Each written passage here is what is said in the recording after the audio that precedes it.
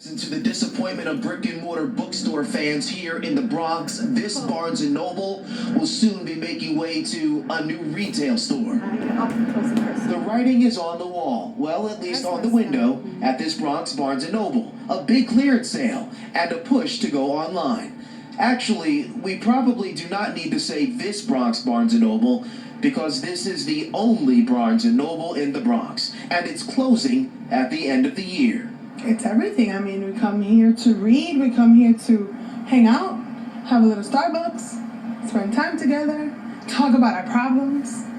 I mean, it's everything. Study here. Let's face it, here in the city's least wealthiest borough, home to a zip code that's the poorest east of the Mississippi, this Barnes & Noble always faced an uphill battle.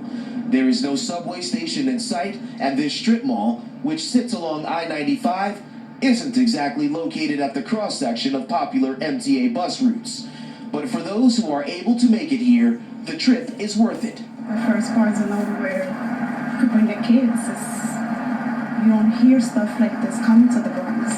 So when it's here, it's a big thing.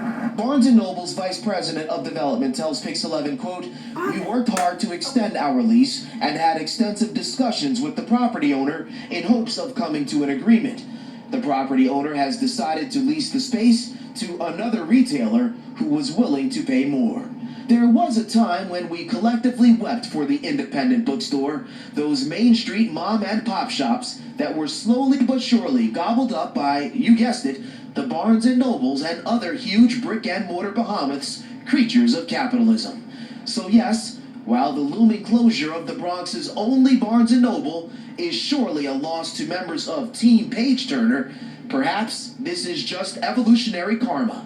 Barnes & Noble, at least this location, once the gobbler, is now the victim of rising rents and perhaps, in a larger sense, the inevitability of changing tastes to the dismay of this librarian. I do have a Kindle, but I prefer my books. It's something about turning a page. So for physical bookstore fans in 2017, a trip to the bookstore will mean either heading downtown Manhattan or to Westchester County. We're live in the Bronx tonight. Jay Dow, Pix11 News. Jay.